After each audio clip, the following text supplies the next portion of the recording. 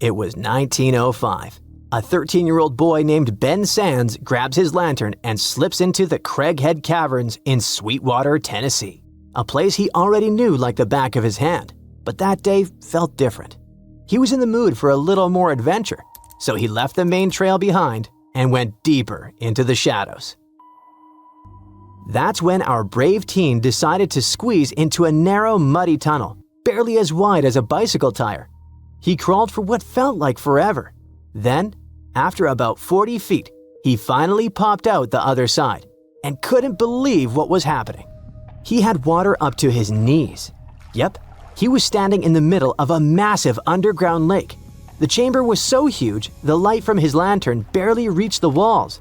Then, he had a great idea. He started tossing mud balls into the darkness as far as he could, just to test the ground ahead. All he heard in return was splash, splash, splash. It was all water. What Ben had discovered would later be named the Lost Sea, which is considered America's largest underground lake. It's also the second largest non-glacial subterranean lake in the world. The only one bigger is Dragon's Breath Cave, hidden on private land in Namibia. The underground lake in Craighead Caverns is so massive and mysterious, we haven't fully explored it. Thanks to top-notch equipment, divers have discovered more than 13 acres of water-filled rooms beneath the surface. But the visible part of the Lost Sea stretches only about 4 acres. One time, a brave diver entered one of the submerged chambers with a sonar device in hand. This kind of equipment works by sending out sound pulses underwater. When those sound waves hit something, they bounce back. Then, the device measures how long it takes for the echo to return and calculates how far away the object is. So, he was confident he could map the whole thing using sonar. But he also played it safe. He hugged the wall the entire time, the only way to make sure he'd find his way back. As he took surroundings in every direction, the results came back the same. Nothing but more water. To this day, no one has found the end of the lake, but they're not done yet. Each expedition reveals new chambers, new tunnels, and new mysteries. The funny part is, Craighead Caverns was already a well-known spot long before Ben stumbled across the long sea. And over the years, this cave has had some pretty unusual and kinda eccentric uses. The first people we know who used the cave were the Cherokee. The upper chamber served as a meeting place for their councils, and we know that because a wide range of Native American artifacts, including pottery, arrowheads, and jewelry, have been found in one of the rooms. Then, between 1939 and 1940, the cavern was turned into a mushroom farm. A few years later, in 1947, someone decided to build a wooden floor right inside the cave. That's when the underground nightclub known as the Cavern Tavern was born. And here's another fun fact. One of the cave's earliest visitors wasn't a person at all. It was a giant jaguar. It made its way deep into the cave about 20,000 years ago and apparently got lost in the darkness. It wandered for days before falling into a crevice far from any light. Some of its bones were found in 1939. And today, they're on display at the American Museum of Natural History in New York. But I suppose nothing that's ever happened in the cave quite compares to what lies deeper inside. If you're feeling brave enough to explore its depths, you can actually take a boat tour across its underwater lake.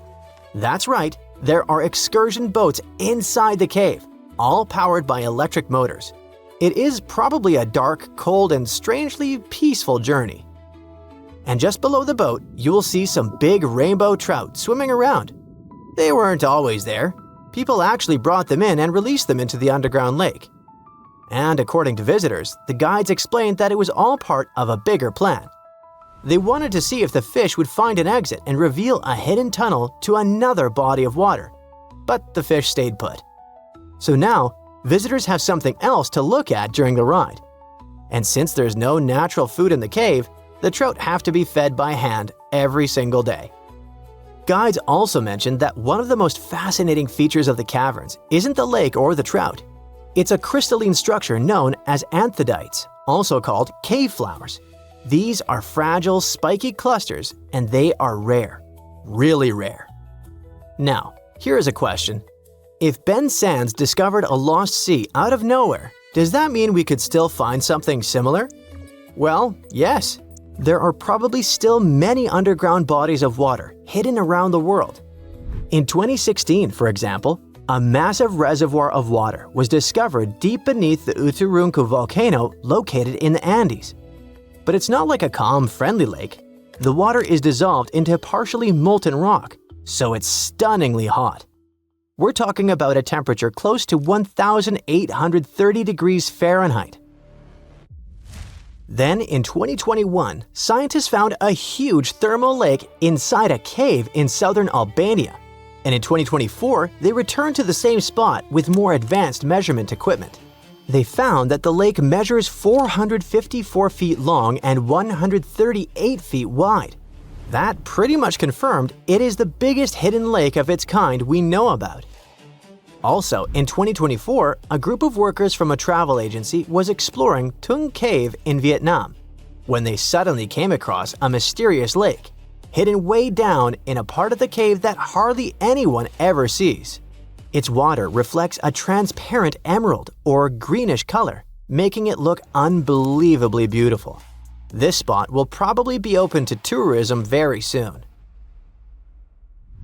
Alright, finding hidden lakes inside caves or beneath volcanoes is one thing, but finding a hidden ocean inside the Earth, that is a whole different story. And believe it or not, it actually happened not long ago. But you can't swim in its waters, for two big reasons. First, it's hidden about 400 miles underground. And second, the water isn't in liquid form like a normal sea. Instead, it's trapped inside solid rocks. Sounds strange, but let me explain. Back in 2014, researchers found deep pockets of magma located around 400 miles beneath North America. And that's a pretty strong sign there's water down there. But how?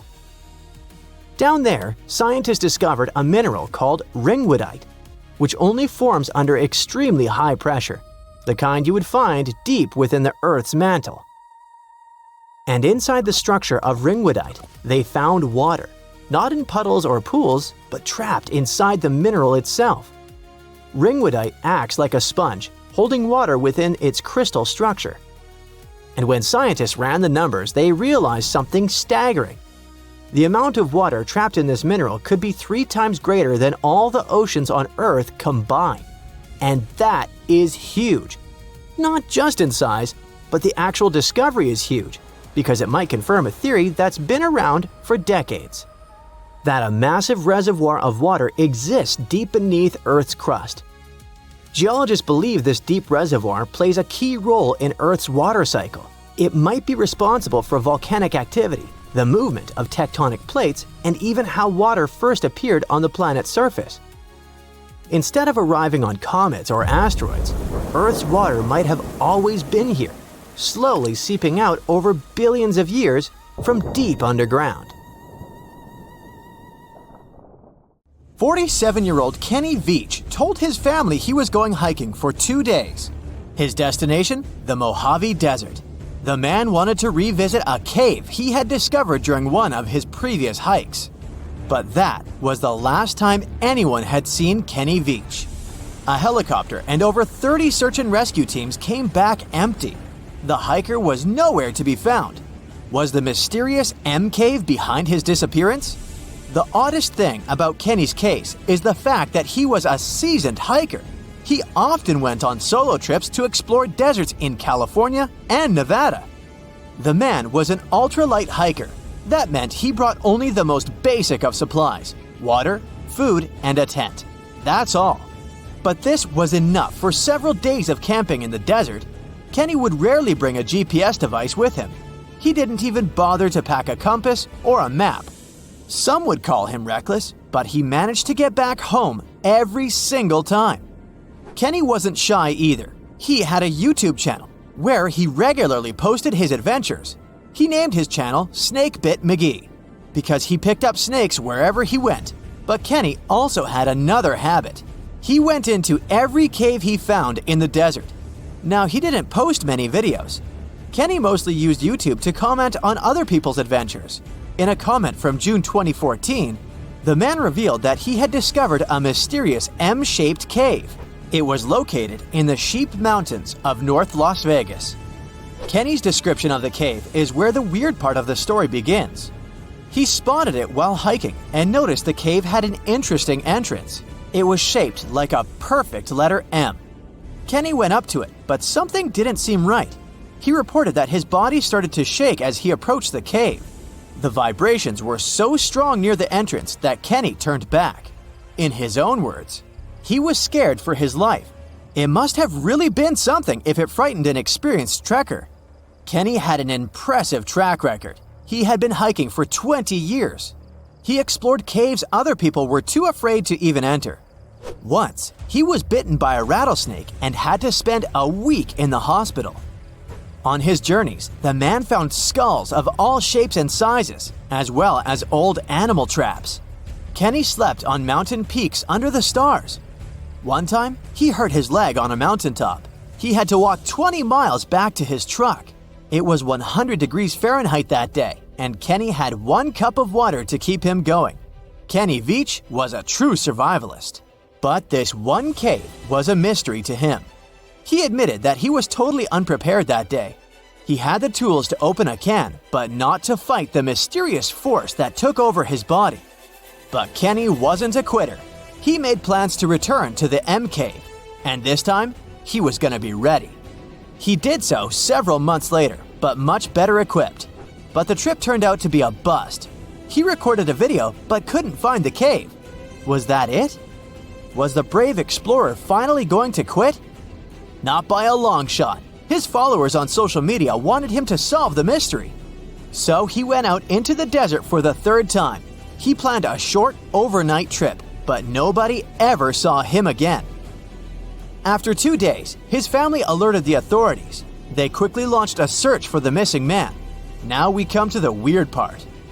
In one of his videos, Kenny stood in front of an abandoned mine shaft. This is where he briefed the viewers on the mission. Rescue teams reached this point and found Kenny's phone. This was 10 days into the search, but the trail soon went cold. The rescuers feared the worst. They decided to send a camera down the shaft, but didn't find anything. For a full month, no one had any idea where Kenny was. And then, the mystery deepened.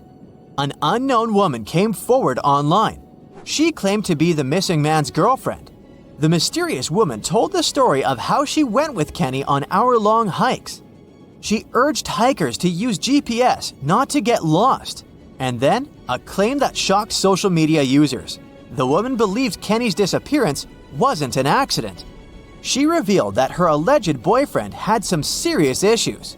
Apparently, he had quit his job a year prior to his disappearance. Did Kenny Veach really trek into the desert to take his own life? People weren't convinced. Kenny's daughter believed her father just had an accident. In her words, he was a survivor. Was the mysterious M Cave responsible for his disappearance? Did he find someone or something he shouldn't have found there? The questions linger, and so did the theories among the online community. Fellow hikers and YouTubers were determined to find the M Cave. This would solve Kenny Veach's mysterious disappearance once and for all. In 2021, one hiker got lucky. He claimed to have found the secretive M Cave.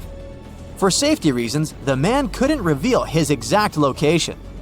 The cave sits somewhere near Nevada State Route 375 East. The entrance to the cave really looked like an oversized letter M, just like Veach described it. But the shape is too hard to notice from ground level. Only when you look at it from above is the M shape visible. Who knows? Hikers might have been walking past it for years without noticing the cave. Even Kenny couldn't locate the entrance the second time he went looking for it. The cave wasn't very deep, but there was something odd at the entrance. There appears to have been a straight line of rocks. Did someone try to wall off the entrance? And at the back of the cave, there was an even stranger find. Small pieces of wood were scattered along the floor. They looked a lot like 2x4s that are used in construction. Was there a door here once? The hiker found a nail sticking out of the stone. It could be part of a latch that was there some time ago. But the strangest part was the writing on the wall. Hatch or Veach? It's hard to tell. The hiker that discovered the cave didn't want to stay to find out. He left the cave in a hurry. No, it wasn't because he felt a strange vibration in his body like Kenny. He just didn't want to be in a desert cave in the middle of nowhere. This is the Mojave Desert, one of the most dangerous landscapes on Earth. Could this setting better explain how Kenny Veach disappeared without a trace in 2014? The desert's nickname is well-deserved. This is where scientists recorded the hottest temperature on the planet. 134 degrees Fahrenheit, and the average temperature during summer, just 113 degrees Fahrenheit, no sweat. But you'll also need a blanket. At night, the air temperatures drop well below freezing. Talk about a climate roller coaster. And the list of dangers doesn't end there. The driest and hottest place in the United States is home to dangerous animals. Mountain lions, venomous lizards, spiders, and wasps. You name it. Any one of these animals can end the life of an unsuspecting hiker. There is a reason why Kenny always wore snake guards when trekking. And then there are mine shafts. Local authorities strongly advise hikers not to enter them. These old mines from the 1800s are highly unstable. A person can easily fall down a hidden shaft. They also have pockets of bad air, which can suffocate a person. And remember the likable wildlife? They too live in these shafts. Rattlesnakes, scorpions, and black widow spiders. Kenny Veach could have easily fallen into one of these shafts, and there would be no help for him from miles around, since Nevada is one of the least populated states. Hey there, curious history buffs. Have you heard the legend of the ancient race of giants of Nevada? Yes, I'm talking about actual giants that allegedly lived thousands of years ago. Now I know what you're thinking. Giants, really? Well, archaeological finds add fuel to this debate too. And here's where it gets interesting. Lovelock Cave was indeed used as a burial site, and some of the remains found there are much larger than average human bones. The cave is by the Humboldt Sink in western Nevada. It was once part of an enormous lake, which eventually dried up, leaving a number of smaller ones, including the Humboldt Sink. The cave became the home of the Site-Ka tribe. According to the legend, these red-haired giants were so big that they had to be buried in the cave itself. Indeed, later on, archaeologists discovered 8 to 10 foot tall skeletons. This legend started to unfold when a mining engineer named John T. Reed talked to the locals in 1886. Once Reed saw the cave, he knew he was onto something. The news spread soon, but the cave was attracting another type of attention too. The deposits of a fertilizer known as guano were discovered inside the cave. So a mining company began excavating the precious resource in 1911 and soon shipped more than 250 tons of the fertilizer to San Francisco. Unfortunately, some of the human remains and artifacts were neglected and lost in the mining process. This led to an official excavation in 1912 and 1924. After the top layer of guano had been mined, strange objects started to surface. Around the area, the earliest evidence of human habitation dates back about 4,000 years. The Lovelock culture lasted for some 3,000 years, and they left us with 10,000 stunning artifacts. The pits in the cave were like a series of time capsules hidden at different depths. Archaeologists determined the age of each pit by its depth. It turns out that many different groups used the cave for storage over a really long time, and the things they stored there give us a really cool glimpse into their cultures. It's like a giant ancient storage unit full of hidden treasures. What have the researchers found besides the giant bones, you might ask? Some other bodies were mummified using a method similar to the one applied by ancient Egyptians. These remains also had something in common with the bodies discovered as far south as Lake Titicaca. Both mummies had some red hair. Yet, there are scientists who believe this reddish hue is the result of the interaction with the environment in which the bodies stayed. So, while the story of the red-haired giants may be a wild and intriguing tale, not everyone is convinced. Some experts believe that the bones found in Lovelock Cave are simply the remains of prehistoric animals, like mammoths or sloths. But others insist that there's something more to the story. Other relics, such as finely crafted baskets and exquisite duck decoys made from tule fibers, were also found there. In any case, this cave is worth the attention it gets. By the way, you can still visit this cave today and see the pits of different depths with your own eyes. But let me tell you one thing, it's in a hot, dry, and isolated place. Archaeologists have made another discovery that seems to be straight out of a legend. They think they found the palace of the one and only Odysseus, who was the legendary Greek king of Ithaca and the hero of Homer's epic poem. Move over, Indiana Jones.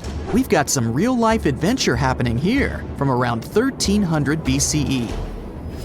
Apparently, this is the only palace mentioned in Homer's epic poems that hasn't been found. The excavations have been made on the Ionian Islands, and the view from the ruins found on the island of Ithaca are exactly as described in the Odyssey, says the professor who led the excavation team. Known to the ancient Romans as Ulysses, the Greek hero took 10 years to return home to Ithaca after the fall of Troy. For many years, Homer's other epic, called the Iliad, which tells the story of the protracted siege of Troy by the Greeks, was regarded as a myth too. But then, in the 1870s, Troy was rediscovered in modern-day Turkey's Çanakkale city. So, if they found Troy, who's to say they couldn't find Odysseus' home? The researchers were following Homer's words as a roadmap. The excavation site has a building complex with 2 levels. It has important finds such as storerooms and workshops, a complicated drainage system, and fragments of pottery. It also has a well from the 8th century BCE, which is around the time when Odysseus is believed to have been the king. Yet, not everyone is convinced that the team has actually discovered the home of Odysseus. A British researcher named Robert Biddlestone insists that Homer's description of ancient Ithaca isn't very similar to the island that now has its name, and that Odysseus' kingdom was actually on the Isle of Cephalonia. However, Italian archaeologist Adriano La Regina might have a more realistic approach to this debate. He says that whether this find has a connection to Ulysses or not, what's more important is the discovery of this royal palace. Once upon a time, in a land far away, the Klamath Indians spread a legend about the creation of Crater Lake. Okay, maybe this land is not that far away, and it still exists. You can find it in south-central Oregon, in the western United States. Anyway, the legend has it that this lake was formed in a vicious battle between 2 volcanoes, Mount Mazama and Mount Shasta. Then the spirits of Earth and the Sky, which are Lao, who ruled the below world, and Skel, the chief of the above world, joined the fight. It turned into a geological drama. During the battle, darkness veiled the land. The fight was over when Mount Mazama collapsed and sent Lao back into the underworld. Then the rain filled the pit and created a lake in the place where the mountain had once stood. Flash forward to our time. Scientists have discovered that Mount Mazama did erupt 7,700 years ago. Artifacts found in the area prove that the legend indeed contains some details about the explosion. The tale says that red-hot rocks were flying through the sky. This happened during the volcanic eruption that caused the mountain to collapse. This created the volcanic caldera, which later on got filled with water. What makes this legend came true story unusual is how long it has existed. According to researchers, these types of verbal stories lose their credibility within 600 to 700 years. That's why the legend about the creation of Crater Lake is so unique. So many generations, for hundreds of years, have been accurately passing down the information. This volcanic crater lake is now in a national park. It's famous for its deep blue color. The water in it is extremely clear. If you visit it today, the water you'll see won't be the same as for someone who will visit the place 250 years later. Because there are no rivers flowing into or out of the lake, the existing water evaporates and the lake gets filled again by rain and snowfall. Basically, every 250 years, the water is replaced. Plus, this lake is almost 2,000 feet deep, which makes it the deepest lake in the United States. Swimming is okay in the lake, but there's only one legal and safe trail to get to the shore. There are other activities, such as fishing and boat tours. Shared human experiences, such as birth, marriage, and aging, may explain why certain tales are shared globally. Similar struggles and obstacles faced by humans around the world generate similar themes in traditional stories about love, parenting, and mortality. So, do you have legends or tales you've heard of from your grandparents? Who knows? Maybe your ancestors too witnessed a cool historical event. Archaeologists just found the remains of a lost city from thousands of years ago, hiding in southeastern Europe. They were sure that it was nothing more than an old defense outpost, but new digs are changing that big time. They now believe the site might actually be the lost capital of an ancient kingdom of Lynkestis that has to do with Alexander the Great, the man who changed history. The ruins are near a small village called Cernobuki in North Macedonia. You can find mentions of them from 1966, but nobody really dug into them until about 15 years ago. At first, they found just a few ruins and thought it was a guard post used to spot Romans coming from the west. But now, a team of scientists went back with high-tech equipment and found proof this place wasn't just a tiny outpost.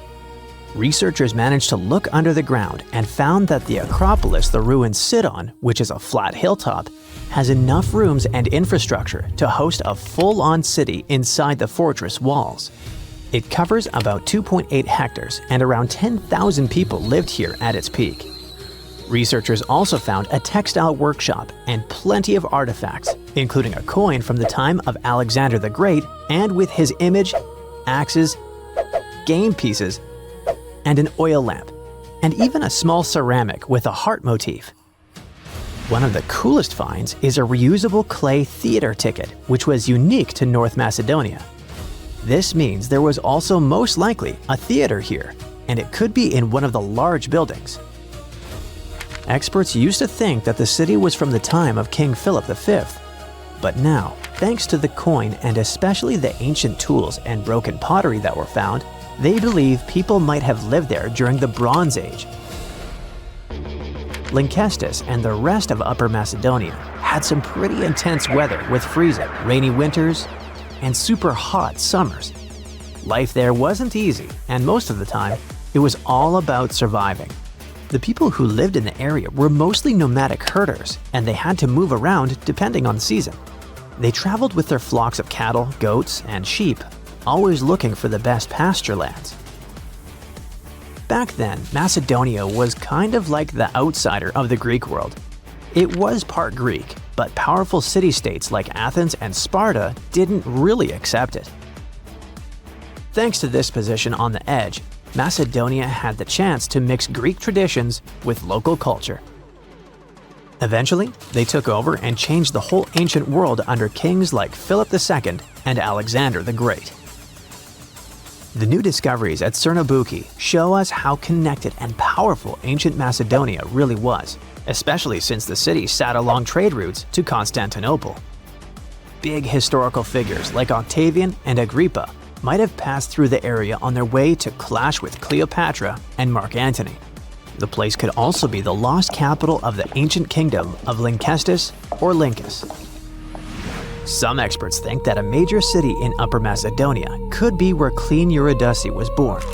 That powerful lady gave birth to Philip II of Macedon, who took over Lynkestis in the 4th century BCE. The kingdom of Macedon became independent, and thanks to it, the son of Philip II, Alexander the Great, later became the king of the Macedonian Empire. That man totally lived up to his name. In just 13 years, he created one of the biggest empires in history, stretching from Greece all the way to Egypt and India. And he managed to do all that before passing away at just 32 years old. researchers plan to dig deeper into this important site to learn more about the early civilizations of Europe.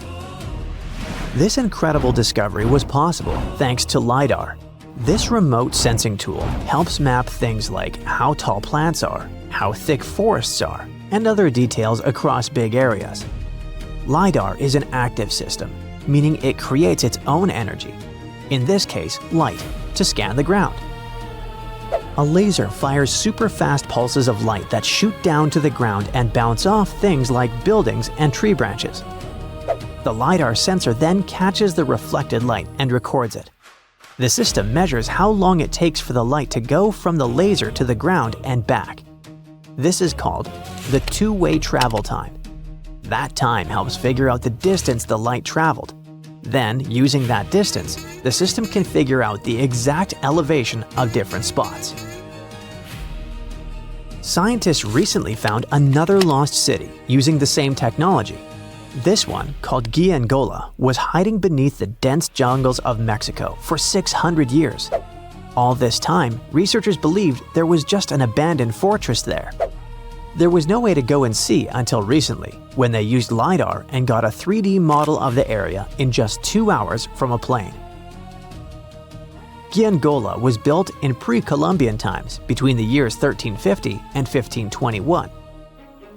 It covered 360 hectares and had over 1,100 buildings, 2.5 miles of defensive walls, and a whole network of internal roads. The city had a well-planned urban layout with temples and ball courts and separate neighborhoods for the elites and commoners. It was a crucially important place for the Zapotec people, a group that had lived in the area since around 600 BCE. In Guiangola, families lived together in homes with big patios in the middle, surrounded by rooms. As families grew bigger, they would add more rooms and expand their homes. Since Guiangola was surrounded by mountains, the locals tried to use every piece of land on the slopes that was good enough to build a house. They even used natural drainage of the area to have water, and they must have been great at construction, as many of their constructions are still standing today.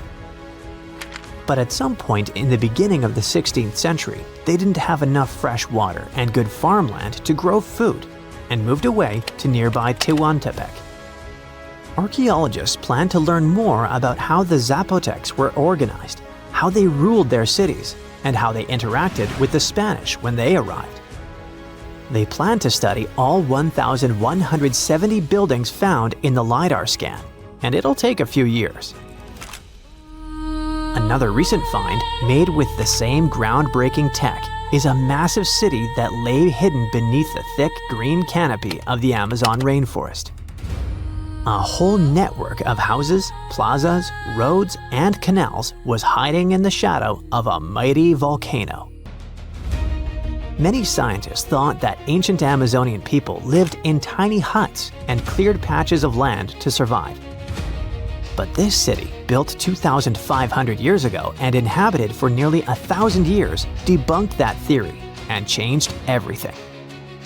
Now, researchers think tens of thousands or even hundreds of thousands of people lived in complex urban societies. They scanned the area and found that 6,000 rectangular platforms, each about 66 by 33 feet and 6 to 9 feet high.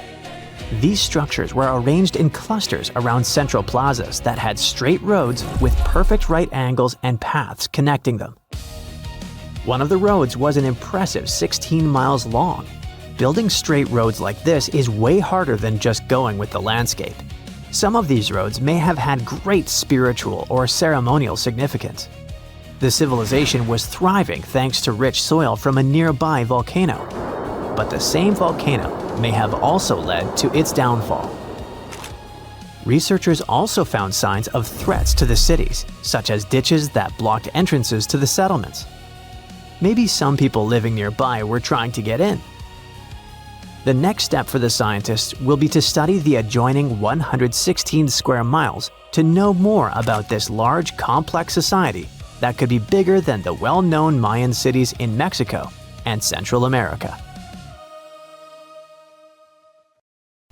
Deep beneath the soil in Scotland, lies one of the largest Neolithic stones ever discovered. If it had been left above ground, it might have drawn more visitors than Stonehenge. But something strange happened.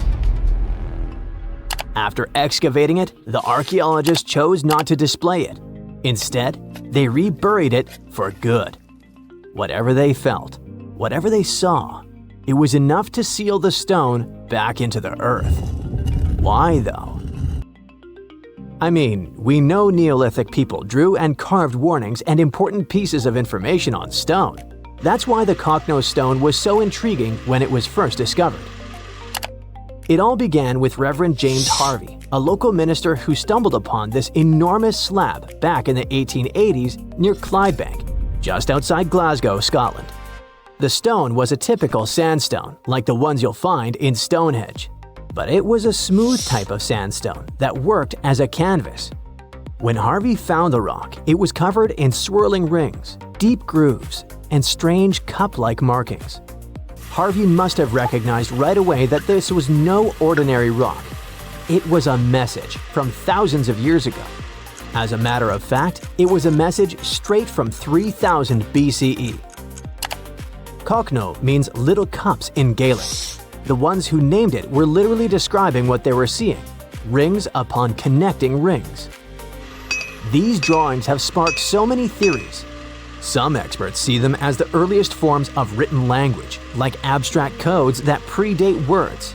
And then there are those who think the stone holds a map of the sky, a way for Neolithic people to track the sun, moon, and stars. Like the pyramids of Giza, which some people believe are hauntingly aligned with the constellation of Orion.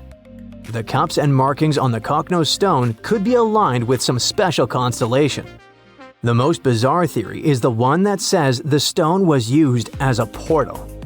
One of the scientists says that locals believed that the drawings could indicate this was a place to be reborn, a place where people could sink into the earth, only to be born again. In this life or in the afterlife. If that were true, maybe that's why they hid it, right? Not quite. In the 1930s, an archaeologist named Ludovic Mann heard about the rock and decided to visit it. This guy had an unusual idea and decided to take paint to the site and paint over the markings on the stone's surface. His weird idea had a deeper meaning though. He was trying to connect the dots, literally, and see if the stone worked as an ancient astronomical chart. He thought the carvings might predict solar and lunar movements, even eclipses. Some say that actually what man did was vandalize the slab of stone. That's maybe why archaeologists decided to rebury the stone back in 1965. They noticed markings of graffiti and erosion from the climate and agreed that it was best kept safe under the ground. The Cocknose stone stretches roughly 43 feet by 26 feet. That's almost the size of a bus. What sets the Cocknose stone apart from other slabs of rock is how clear and complex its carvings are. Many scientists call it one of the best examples of this prehistoric art in all of Europe. The patterns that show up there can also be found at various Neolithic sites across Europe and beyond, such as Greece, France, Australia, Spain, Italy, and much more. They all share similar cup and ring markings. To be clearer, this type of prehistoric art is also known as a petroglyph. Petroglyphs are carvings made by prehistoric people right into the surface of rocks. Instead of using paint, they chipped, scratched, or pecked at the stone to create images like animals, symbols, spirals, or scenes from daily life. Yet despite all the attention, no one has cracked the code on the Cocknose stone. Instead, this is what happened. For a while, it rested quietly beneath the soil until it was dramatically unearthed back in 2016. I say dramatically because this decision shook the archaeological community. Archaeologists from the University of Glasgow decided to reopen the site to study the rock once again. But this time, instead of exposing it to the elements, they used drones and high-tech 3D scanning to capture every groove and swirl with shocking detail. The team created a digital replica so precise it could be studied without ever touching the real thing ever again. This new approach gave hope that one day the Kokno stone might finally reveal its secrets, or at least help us understand what Neolithic people thought was worth carving into stone and hiding beneath the earth. But this digital resurrection came with a price.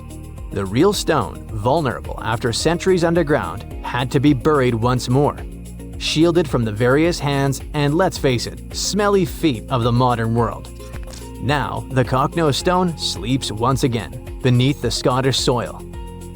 Something needs to be clear here is that although researchers haven't decoded the symbols on this rock yet, they do know one thing.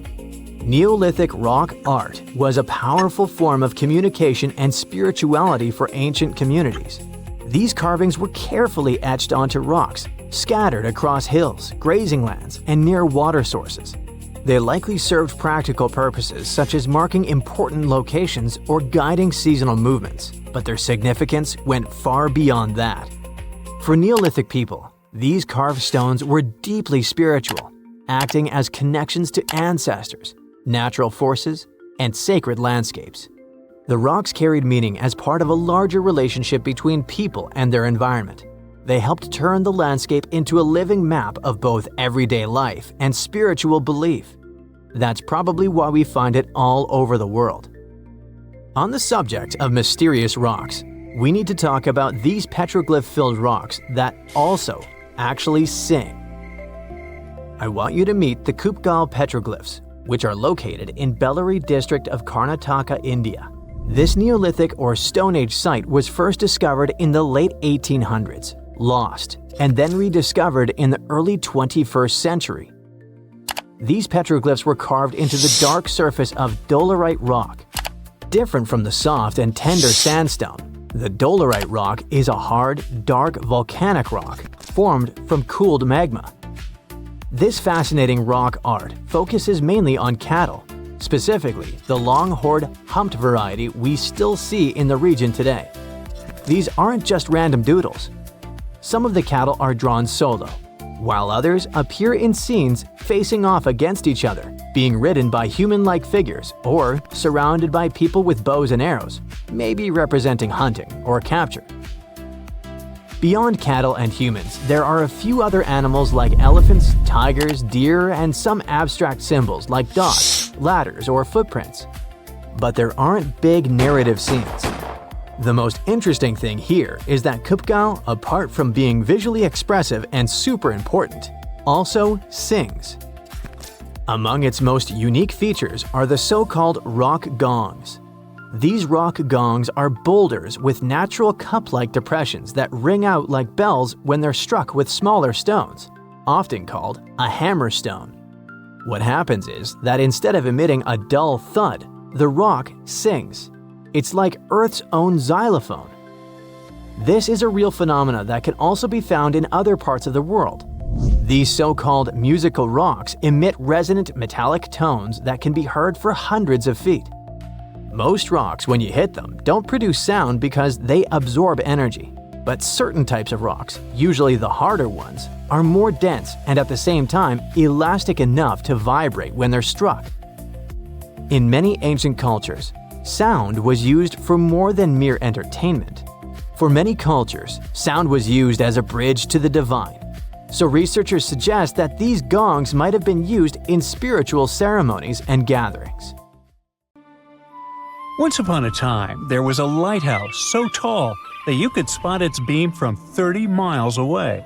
A mysterious tower that was the symbol of wealth and engineering genius. Made with stones so giant and heavy that it still makes us gasp. How did they do that? It has survived earthquakes, one after another, until it finally crumbled in the 14th century. Fast forward to today, and archaeologists have just hauled 22 of its colossal blocks off the seafloor. They're putting the tower back together to be once again admired and explored, but not how you might imagine.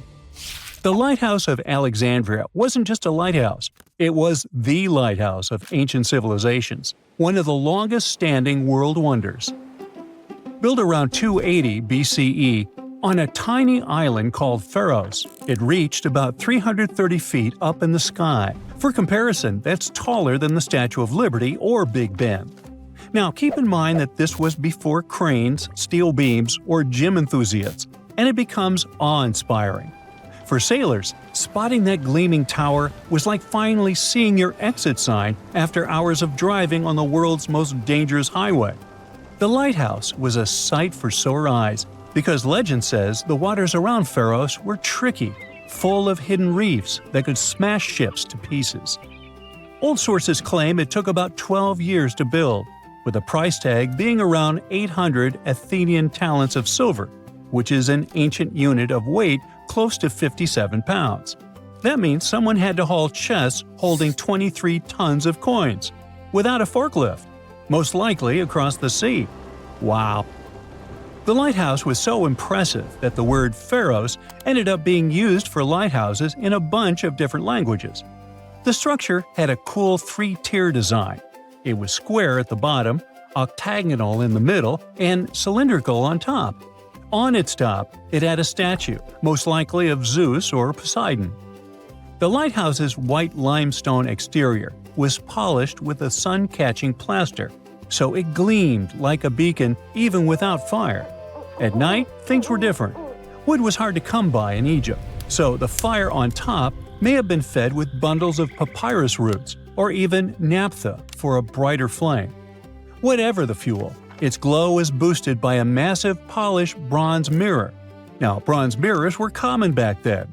It wasn't until the Renaissance, way long after the Pharos had crumbled, that glass-coated mirrors became standard in European lighthouses. During the day, the same mirror could reflect sunlight, and the tower's bright white silhouette, along with the smoke curling up from the fire, would help sailors find their way. Alexandria was one of the biggest ports in the ancient world, filled with merchants, travelers, and messengers, and the lighthouse was its landmark. Now, fun fact, if you're a fan of the Song of Ice and Fire universe, it certainly popped into your mind when reading about the High Tower of Old Town. Some fans speculate that not just the fictional lighthouse, but also the city itself, was directly inspired by Alexandria. And George R.R. Martin's love for ancient wonders doesn't stop there. There's also the Titan of Bravos, and the beloved author confirmed the intentional parallel to the imposing Colossus of Rhodes. For over 1,600 years, the lighthouse stood high against time, storms, wars, and intrigues, just like in the Game of Thrones. But it was finally defeated by nature itself. Sadly, a few major earthquakes during the 14th century brought it down, scattering its massive stones across the seabed. For over 5 centuries, the remains of the lighthouse just sat there under the waves, basically turning into an underwater rock garden. Divers knew about them, but hauling up 60-ton blocks from the sea is a job for a superhero, or a super powerful crane. And, until recently, it was a lot safer to leave them where they were. Alexandria is still, to this day, a busy harbor, and isn't exactly the easiest place for delicate archaeology. In the 1990s, archaeologists started mapping the whole area around Pharos Island. What they found was precision-cut limestone and granite blocks, some still showing carved edges. Over time, more than 100 massive pieces were cataloged, including chunks of columns, statues, and giant building blocks that could only have come from the lighthouse. Finally, in 2025, Egyptian and French teams joined up and brought that super crane along with a team of divers. In a carefully planned operation, they brought up 22 giant slabs from the seabed. There were parts like door lintels, threshold slabs, and a mysterious pylon, speculated to be some kind of monument. Some of those blocks weigh 70 to 80 tons, which is the weight of 20 African elephants. Those giant boulders are on dry land for the first time in over 600 years. But what happens now? Are researchers really about to rebuild the lighthouse like a giant Lego set? Not quite. You can't just stack century-old blocks like that. For starters, no one's 100% sure what the Lighthouse of Alexandria really looked like. Yeah, we've got drawings and clues, Most famously, the tiny images stamped into Roman coins from Alexandria. But they're more like an artist's quick sketch, not quite the blueprints for recreating something down to the last detail. And then there's the missing pieces problem. Those recovered stones are just a fraction of the original structure. Over the centuries, much of the lighthouse's material was repurposed.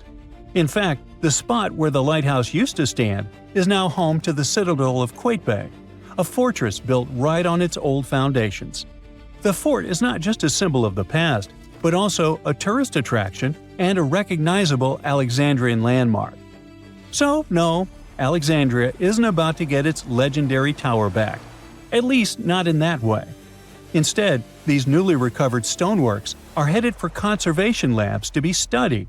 Specialists will clean, stabilize, and document every carved groove and chisel mark. Later, they're likely to head to a museum. After all, it's part of the national treasure. However, that's not the end of the story. We still have the technology on our side that promises a fully recreated and explorable lighthouse, just like it was all those centuries ago. The entire endeavor is called the Pharos Project, and its mission is to turn those hauled massive stones, lintels, thresholds, base slabs, and even a mystery pylon into a complete walk-through digital twin of the Lighthouse of Alexandria. Each piece is getting high-resolution 3D scanning, joining more than 100 fragments already recorded underwater. The goal isn't just a research. The Pharos Project aims to bring back the lighthouse's original look and feel and turn it into a museum. 330-foot-tall structures often have a lot of stairs, and virtual reality is going to be far less painful for my old feet. Museum visitors could walk around its base in augmented reality, while researchers could use the model to test new theories about its structure and function. Hopefully, we'll be able to customize our own atmosphere, dim the lights, and examine the walls just like in a video game. Maybe they'll render pigeons and seagulls to make it even more authentic. We still don't have many details, but the entire thing is being recorded and will be made into a documentary. While we don't have booths to time travel, talented designers can bring the past back to the present. They just need the correct concept art. Sure, nowadays you can recreate almost everything in 3D, but the point here is the authenticity, to put it back together exactly how it was. This is what the Project Pharos wants to achieve.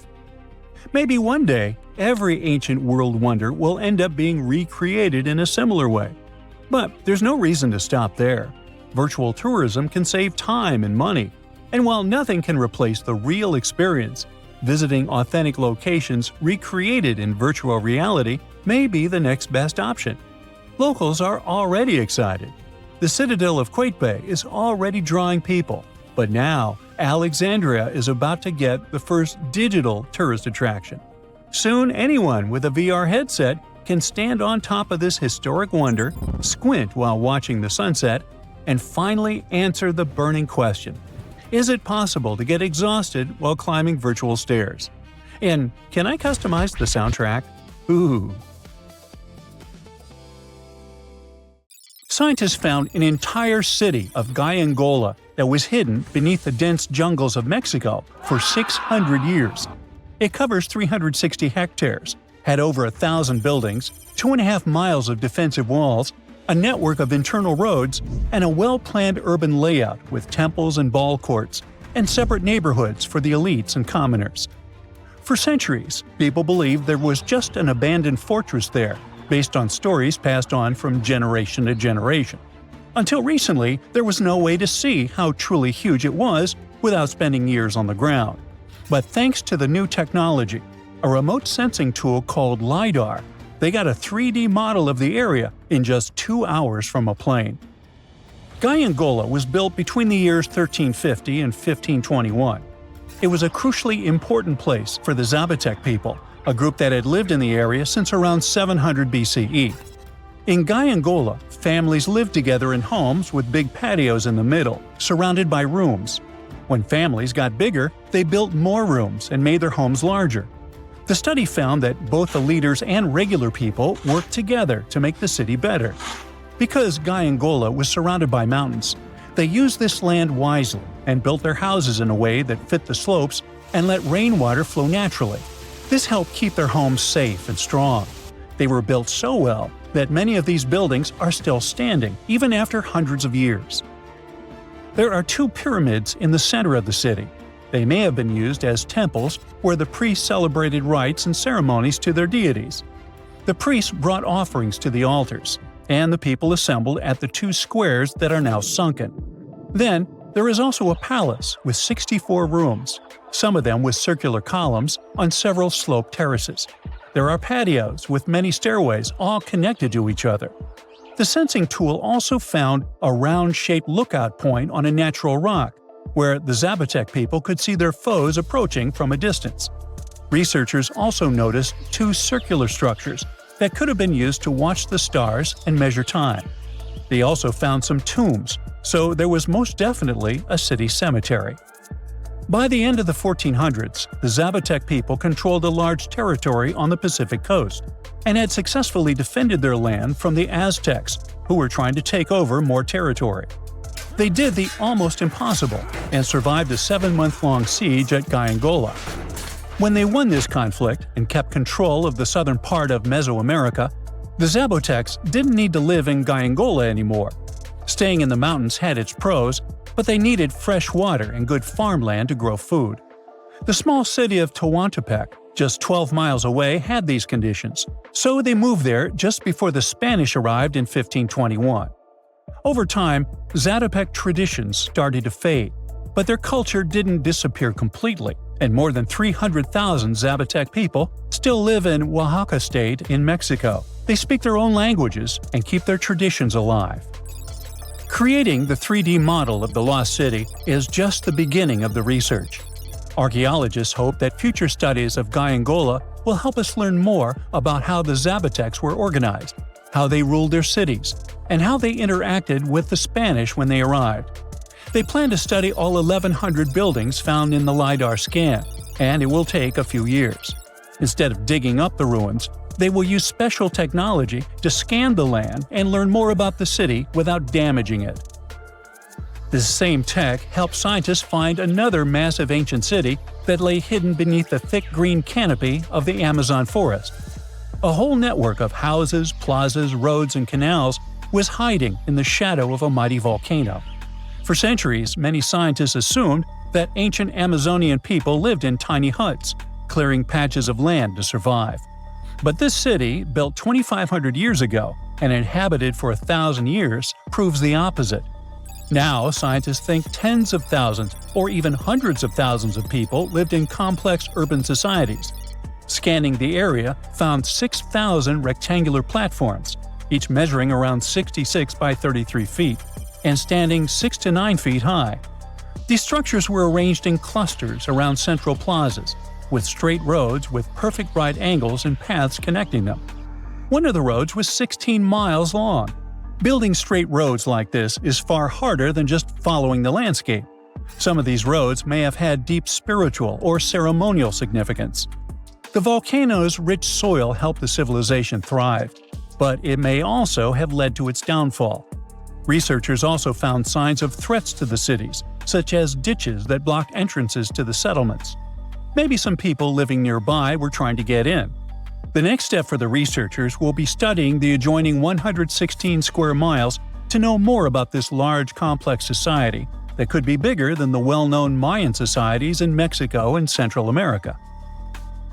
Meanwhile, in 1963, a man in Turkey discovered an ancient city while renovating his own house. He knocked down a wall in his basement and found a mysterious room. He kept digging and saw a tunnel. It led to the Derinkuyu underground city. It's one of the deepest multi-level underground settlements in Cappadocia and in all of Turkey.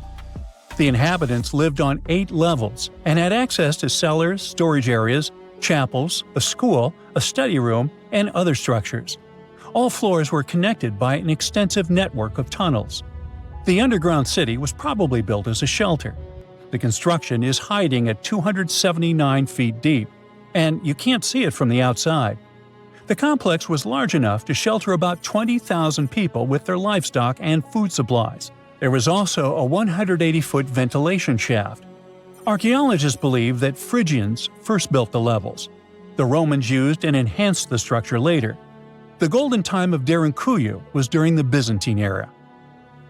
The next lost and found city appeared only in a few inscriptions and ancient texts, so no one could be sure it really existed. Scientists searched the majority of the coast of Egypt, until one archaeologist and his team detected a colossal face looking at them from under the water. The ancient city of Thonis Heraklion was discovered completely submerged 4 miles off Alexandria's coast. In the ruins of the lost city, there were 64 ships, 700 anchors, and a treasure trove of gold coins. Archaeologists believe the 16-foot-tall statue and the temple remains are the most important findings discovered by the expedition. Back then, the city had ceremonies and celebrations that took place in the Temple of Ammon. The ruins and artifacts were made from granite and diorite, so they were in good condition even after having been in contact with water for centuries. They give people a glimpse into what life was like 2,300 years ago in one of the most important trade ports of the world. The city had a network of canals, sort of like an ancient Egyptian Venice. The canals linked many separate harbors and anchorages. Towers, temples, houses, and other structures were also linked by bridges. Thonis Heraklion was the country's main port for international trade and the collection of taxes. No one really knows how the city ended up submerged, but archaeologists connect it with natural causes. At the end of the 2nd century BCE, most probably after a flood, it got covered with water. Then Alexandria, the city founded by Alexander the Great, became more glorious than Heraklion. Before Alexandria's fame, Heraklion was the main port of entry to Egypt. So after the tragedy, many ships heading for Heraklion had to change their route and go to Alexandria. Heraklion lost its glory until its discovery in 2000. Miles and miles of yellow sand, treeless mountain ridges, and scorching hot sun over your head. And suddenly, something you'd never expect to come across in a barren desert. A small group of overexcited people. They're as happy as you would be if you'd won a lottery. They've just found an ancient tomb, once flooded with its walls in bad shape. But the stuff they discovered inside proves that this is the burial site of one of Egypt's most mysterious pharaohs. Historians have been hunting for his tomb for years, but no one expected it to hide ancient treasures. Fast forward. After careful examination of the site, Egyptian officials have announced the discovery of the tomb of King Thutmose II. It's the last missing tomb from Egypt's 18th dynasty. And this is also the first royal tomb found since King Tutankhamun's was discovered in 1922, in more than 100 years. A team of Egyptian and British archaeologists found the tomb in the Theban Mountains area, west of Luxor, near the famous Valley of the Kings. Before this, the site was only known as Tomb C4, but during their excavation, the team found clear evidence proving it belonged to King Thutmose II. Archaeologists actually found the entrance and main tunnel leading to the tomb in 2022. But at first, they thought it belonged to a queen because it was near the graves of Thutmose III's wives. It was also close to Queen Hatshepsut's tomb. Originally, it was prepared for her when she was just a royal wife. But everything changed when she became pharaoh. But we'll talk about this twist of fate a little later. But soon they realized that their discovery was much more significant. They found alabaster jars with Thutmose II's name and the words "deceased king" written on them. That's when they realized that the tomb was actually his final resting place. Sadly, Thutmose II's tomb has seen better days. According to the head of Egypt's antiquities sector and the leader of the Egyptian excavation team, the tomb suffered major damage from ancient floods not long after the pharaoh's death. Water swept through the burial chamber, likely destroying or displacing many of the original artifacts. Much of what had been once inside the tomb was moved elsewhere in an attempt to salvage it.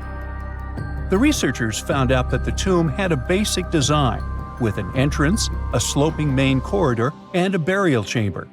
The corridor was coated in white plaster and rose about 4.5 feet above the floor of the burial chamber. A large staircase and a very large descending corridor of the tomb indicated its grandeur. It took the team a long time to navigate through, though, as the tomb was blocked by flood debris and collapsed ceilings.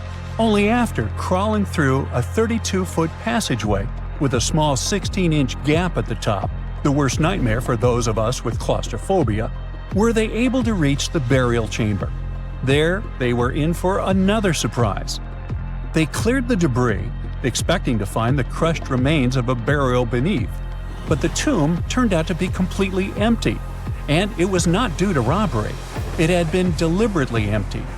The researchers soon realized that the tomb had been flooded since it had been built underneath a waterfall. It happened just a few years after the king's burial, so the contents of the tomb were moved to another location. That's why there was a second corridor in the tomb. It was most likely made to help remove King Thutmose II's body from his flooded tomb. Despite the damage, the excavation team made some really exciting discoveries. They found traces of mortar decorated with blue inscriptions, yellow stars, and fragments from the Book of Amduat, one of the most significant funerary texts in ancient Egypt. The book was meant to guide the deceased through the underworld, ensuring a safe journey to the afterlife. Now, how about we sneak a peek at ancient Egypt's 18th dynasty? It was all about conquering lands, expanding the empire, and building jaw-dropping monuments. Some of the biggest names from that era, Thutmose I and Thutmose III, both legendary warrior kings who left their mark in history. Thutmose I was a fierce fighter who led major military campaigns, pushing Egypt's border further south than ever before, all the way to the fourth cataract of the Nile. His victories gave Egypt access to new trade routes, stronger political ties, and more wealth. His conquests were so significant that they were recorded in the tombs of his top officials. Thutmose III, sometimes called Thutmose the Great, took things even further. He was not only an incredible military strategist, but also the commander of Pharaoh Hatshepsut's armies before becoming king himself. He led between 17 and 20 military campaigns, winning every single one and expanding Egypt's empire to its peak. He even created the world's first navy. Thutmose III is often remembered as Egypt's greatest warrior pharaoh. And sandwiched between these two powerhouses was Thutmose II, a pharaoh who doesn't get nearly as much attention. Hey, the middle child, right? His reign lasted only about 5 years before he passed away at around age 30 in 1479 BCE. He is kind of a mystery. No one really knows what he accomplished. For the longest time, even the location of his burial site was totally unknown. His body was actually found in the 19th century. It was just lying around in the mortuary temple of Deir el-Bahari, in a secret chamber where priests used to hide royal mummies centuries after their original tombs were looted by grave robbers. In other words, Thutmose II's body must have been moved from his original resting place at some point in history to protect it. During his lifetime, Thutmose II made at least one major impact on Egyptian history. He married his half-sister Hatshepsut. That might not sound like a big deal, but it helped her become Egypt's greatest female pharaoh after he passed. The catch? She kept her stepson, Thutmose III, off the throne for decades. When he finally took power, he erased her name from history out of spite. And still, Hatshepsut is one of Egypt's greatest pharaohs, no matter if you're talking about a man or a woman. She brought a lot of wealth and art to Egypt. She led a big trading trip to a place called Punt, where she brought back things like gold, ebony, and incense. She also made sure her name lasted by building amazing structures that we can still see today.